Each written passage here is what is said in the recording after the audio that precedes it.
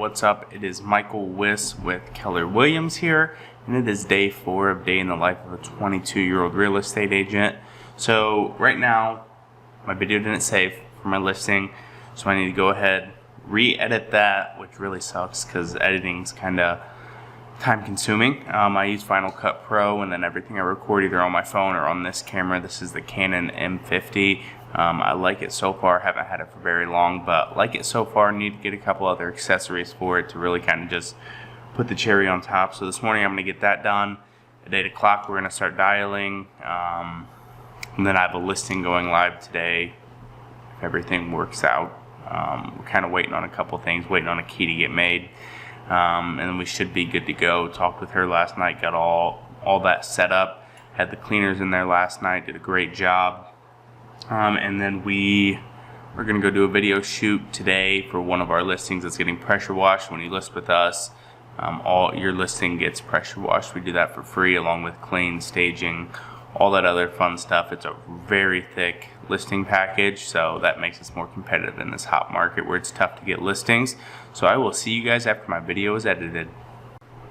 Alright, so we just finished editing our video. We're going to get into the dials today. We're starting off with the for sale by owners, go through, call all of them, see if I can set an appointment today, and then we'll get to all of our to-dos from our CRM for all the people I need to follow up with and see where they are at with their home search, so stay tuned.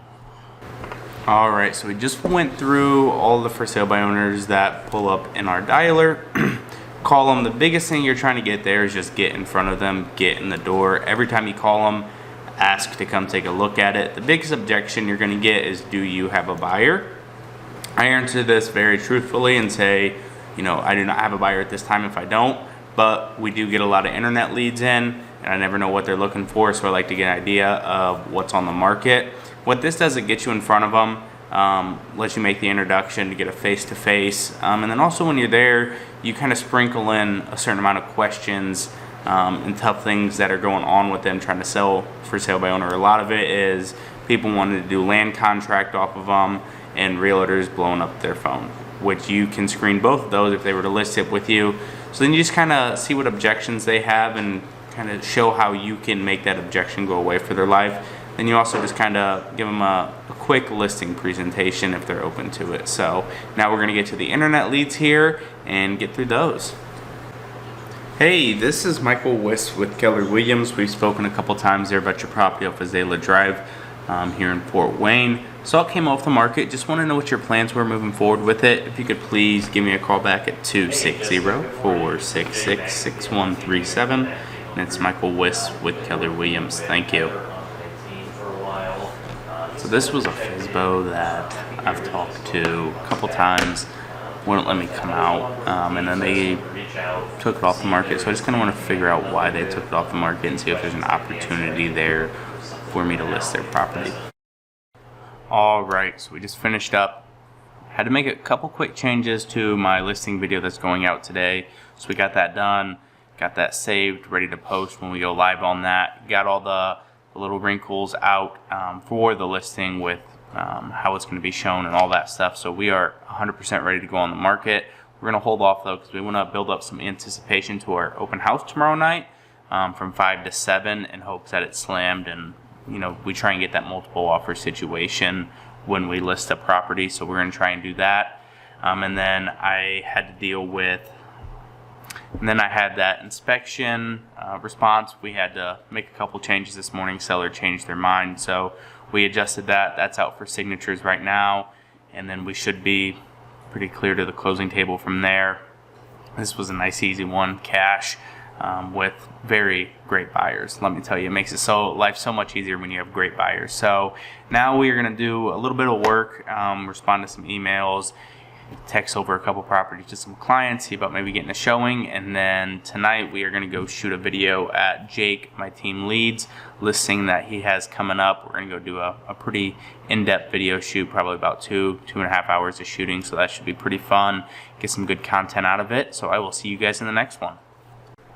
Alright, so I just finished up giving all the agents who showed my listing that went back on the market all call to get a little bit more feedback. They filled out these feedback forms, but they're a little vague. So I like to call, kind of do a deep dive on what they thought and what their clients thought, especially when they leave comments like, it's priced too high, needs a ton of work, stuff like that. Stuff that can be changed with either changing the price or fixing items throughout the home. And if they can't be fixed by the owner, then that is also a price.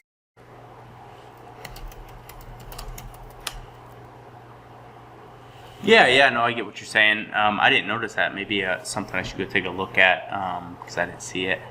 So maybe I'll run out there and check it out. Okay, so closer to that 60, 65 is where it would have to be at, or would. Hey, good afternoon. Yeah, no, I definitely get that. Awesome. Well, I appreciate that feedback. That definitely helps a ton. I'll let the seller know, and if it comes to that point, I'll definitely give you a call.